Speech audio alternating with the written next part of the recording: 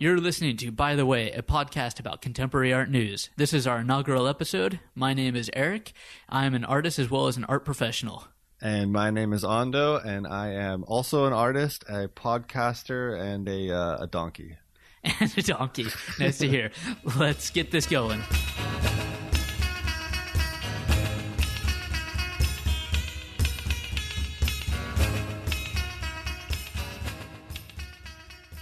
By the way, is going to be a podcast about contemporary art news. It's going to be a short segment, typically right around 15 minutes.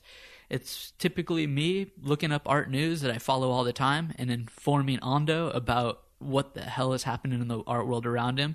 Who doesn't know anything about what's happening, basically. And I probably know too much. So I guess, yeah. I don't know if that's a good or a bad thing. But in any case, we're going to do, some contemporary art news that can be things that are related to politics, to, let's say, art theft, to damaged artworks. There's always something popping up. Some juicy gossip. Absolutely. The juicy gossip, there's always somebody with a selfie stick that runs into a big sculpture, knocks it down in Italy, or... Yeah, or that lady that knocked over the domino effect of the podium sculptures. Yeah, that was a good one. Exactly. So, yeah, in general, it's just going to be kind of keeping up on the art world from some of the, let's say, important things to the unimportant things. Whatever kind of floats our boat, if it got on our radar, there's a good chance that somebody out there is going to be interested in what we're doing and what we're reading. And this is just our way of sharing that stuff that we come by. Indeed. And it actually comes from me meowing about the fact that I never know what is going on. I have a really hard time keeping up with international arts news. I don't know why. I'm very plugged in kind of on a local level where I am. But for whatever reason, if it's not right in front of me, I can't really figure out. So I don't know who's who. I don't know. People are constantly like, you don't know so-and-so? And I'm like, nope. We're both American by birth, but both of us also are dual citizens. You're currently located in Copenhagen. I'm up in Stockholm. But we've known each other for several years from when I lived in Copenhagen. So our let's say, sphere of being influenced is definitely Western European and in the U.S. and American art schools too. I feel are very different than European art schools in general. Definitely, I think also through these stories that I'll bring up, our commentary should have a unique kind of perspective coming from an American upbringing to spending, you've been in Denmark for, a decade. I've lived abroad for about a decade. So we're not as, let's say, American as somebody sitting in LA, but we're not How dare you, Eric? But we're also not as European as somebody sitting in, in Paris their whole life. So I think and neither of us are named Jens. Exactly, Jens. All right, let's do this. All right. I want to hear what you got for me, because I actually have no idea what you're about to bring to the table. All right, yeah. So that's also part of this whole podcast. I'm kind of surprising Ando with just news. He typically won't know what these stories are about. So these are going to hopefully be honest reactions from him. So yeah, I mean, I may have read the headline. Occasionally, I'll hear the headline, but I almost guaranteed did not look into it. All right. Yeah, so there's a couple news stories that I kind of came across that seemed interesting. I'll start off with one that's Europe-based. So I don't know if you know this street artist named Invader. Is that Space Invader? Yeah, Space Invader. He also, yeah. So he's a French, I think he's in Paris based. But in the last week, there's been some news that came out that was pretty interesting, that there have been at least two guys that have been identified. They've dressed up like city workers, and they're going around the city of Paris and are removing these little tile works that he does, because his type of street art is to do essentially pixelated mosaic pieces on buildings. Yeah, so, it looks like Nintendo 8-bit characters or something like that. Yeah, exactly. Space Invader, the name, yeah. So, so these people, these two individuals at least, dressed up city workers driving up in a car or a van, putting up ladders to, climb up on up on the side of a wall or up on a roof, and are removing it, trying to appear as if they're legitimate city workers. But they're not. They're not.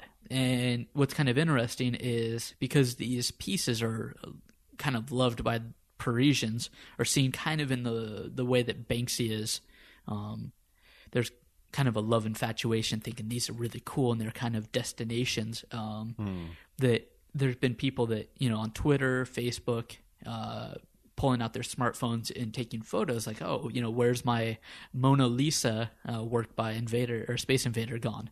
All right. And so they have. The big question is: are they going on auction? Are they for sale? That's the thing. Is this a rival, or where no, are these going? They believe it's actually people stealing them because his work, I think it was in 2015, but very recently nonetheless, is that a replica, not even the original, but a replica version of one of his works sold at Sotheby's for $250,000. So you can just imagine that a real work like Banksy's work sitting up on a wall is $50,000, $100,000, $200,000, right? There's glued a fucking to a wall. fortune right there. Exactly.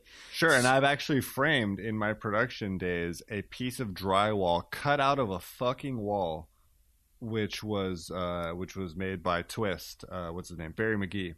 Oh yeah. Out in San Francisco. Exactly. Someone cut that out of a fucking wall and framed it. All right. Because I guess it was worth that much.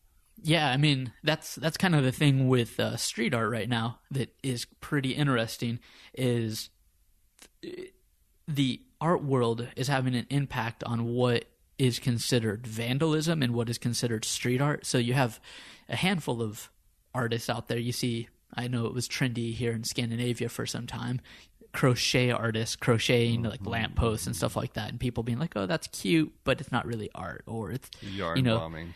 Yeah, somebody doing stickers and putting them around, and that's called vandalism. But then all of a sudden a guy, like Space Invader comes along, and he's been established for a long time, but he's been accepted into the fine art world. And so when he vandalizes something, it's considered artwork and has this huge amount of value, and people want to rip it off and get it framed by you. So I think that's a problem. It's like street art's growing up, right? So, or has been grown. This isn't new, but the fact that it became legitimized, went into the institution, had value, but still exists in a public forum, makes this issue of value for these pieces, right? Absolutely. The other thing that's kind of interesting with him is that he knows now that this is happening to his work. So he can't do anything about the old work, but one thing that he's doing to help, I guess,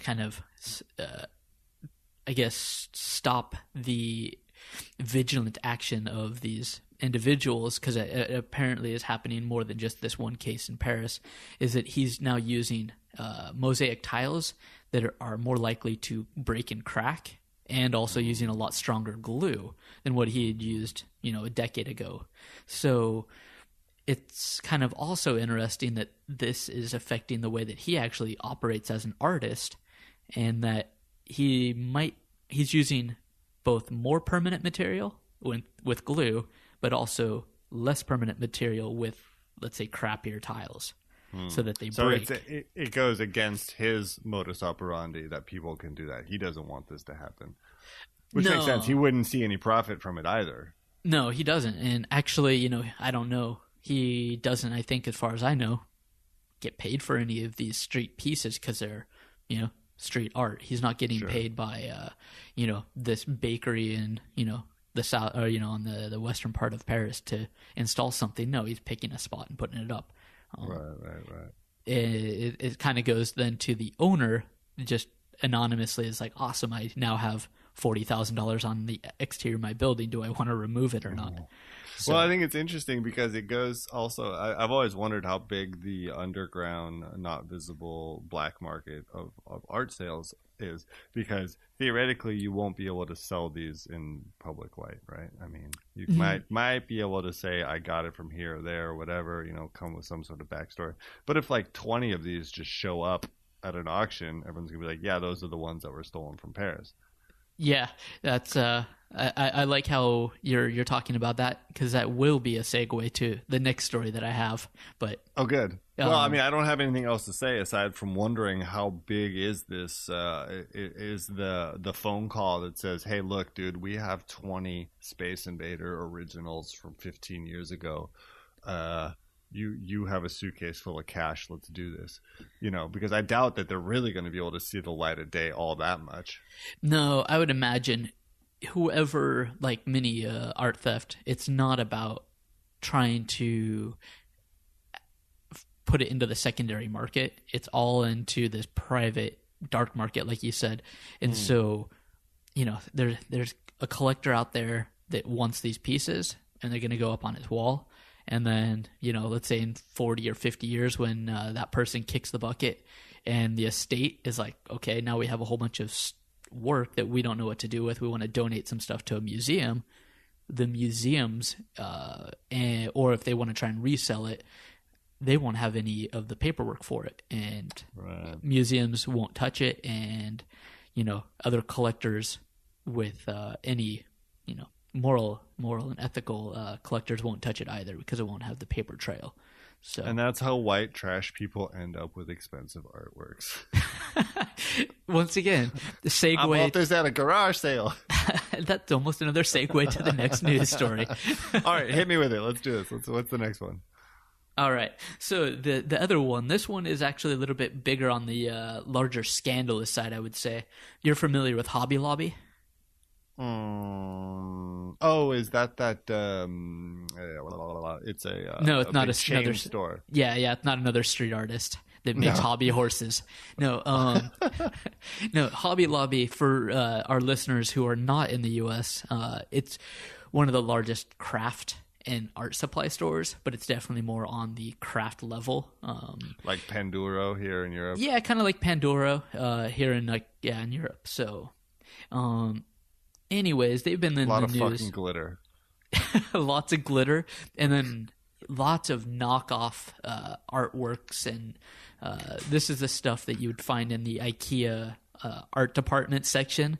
When you see the Marilyn Monroe stenciled on it.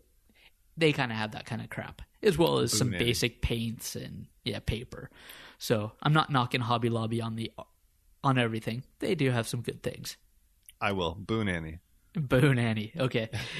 So anyways, a few years ago, they got into trouble.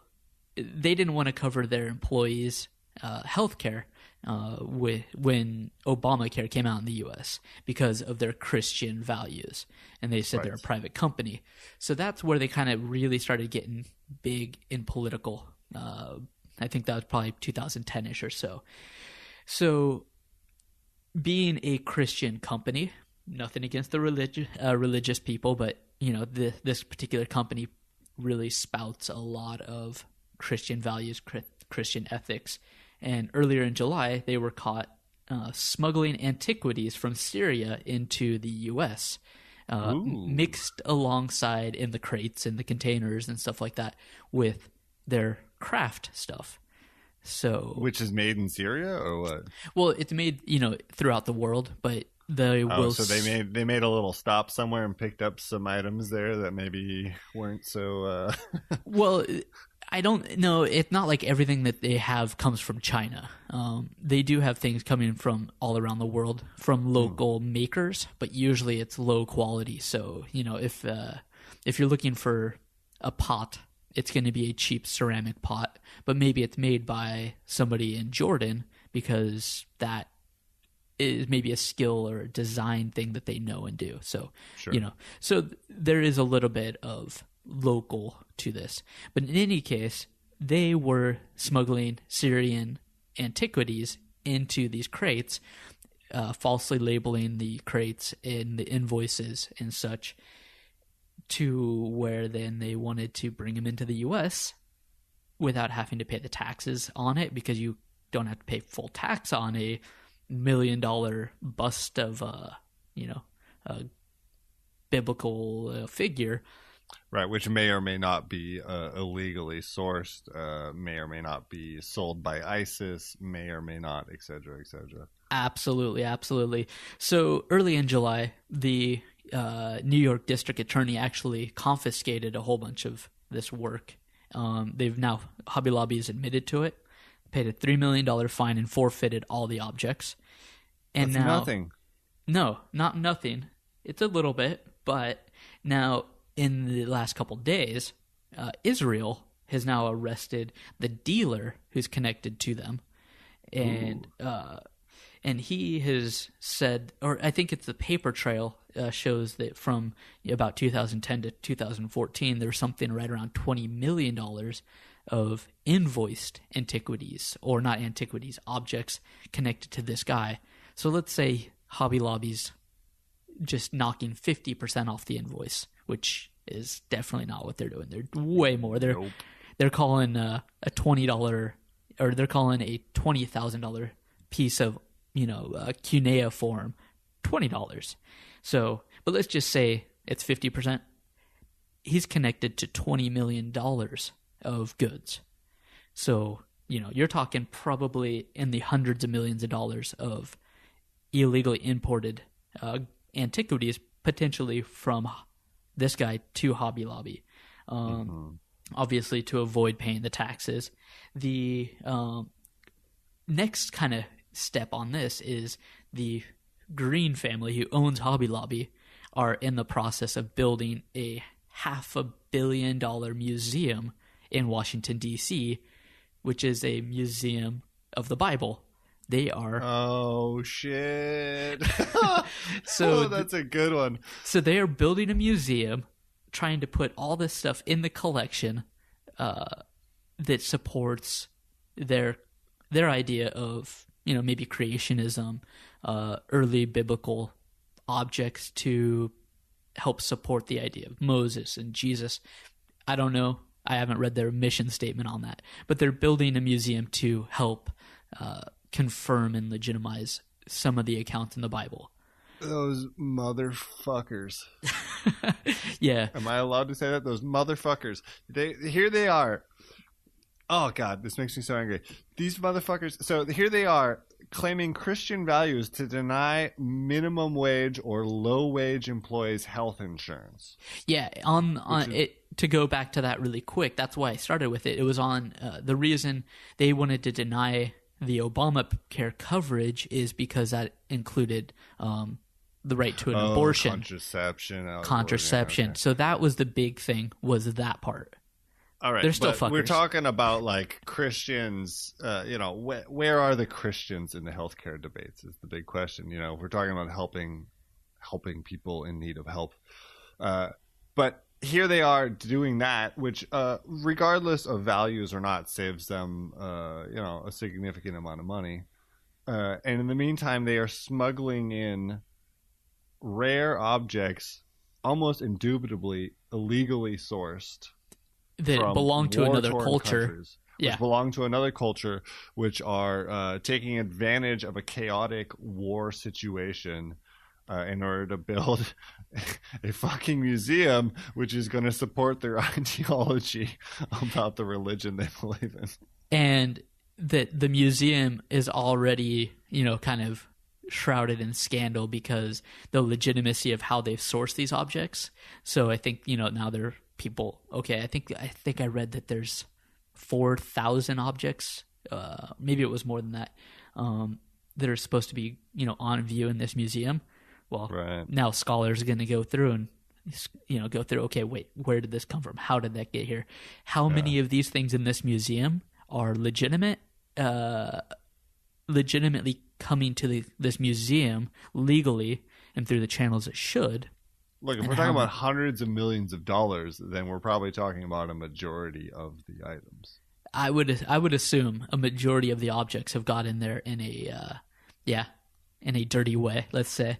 Wow. And then, you know, the scholarship also, that's the other thing, is not only are these potentially coming there in, you know, scandalous ways, is the scholarship of the objects that have been, you know, kind of researched, that they know are going to go on view, don't necessarily line up with what the larger art world or the experts in those fields, you know, on like a cuneiform, for example, because that was what kind of was one of the bigger objects that was forfeited recently by them.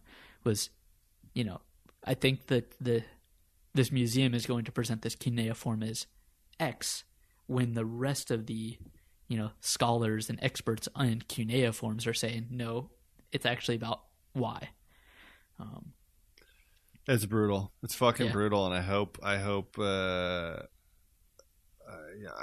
somehow the punishment fits the crime at the end of the day.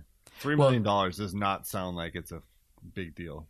No, it's a start, but, you know, and they lost all their objects, so at least those things will get returned. I don't know how many it was, but yeah. And then the other thing is, you know, this museum's getting built near Washington, D.C., so I don't think that's at all a coincidence. I think No. for as dirty as this family is, and their brushes with politics on a larger scale now, with, you know, the Obamacare issue going all the way up to the Supreme Court, I would imagine that there's some backhandedness also in the location. There's the other way to understand the word lobby. Right. Except for they're not Hobby Lobby, they're a professional lobby. All right. Unlike no joke. Unlike their products, unless you just get lucky enough to walk into the discount section and stumble across a Syrian artifact marked off 50%, you know.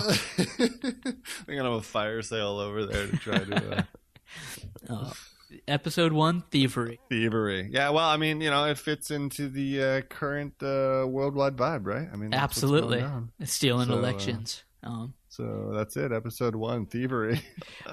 In the meantime, we're going to be adding stuff to social media, Facebook, stuff like that, for these little small stories that just slip through the cracks or are too short to really talk about.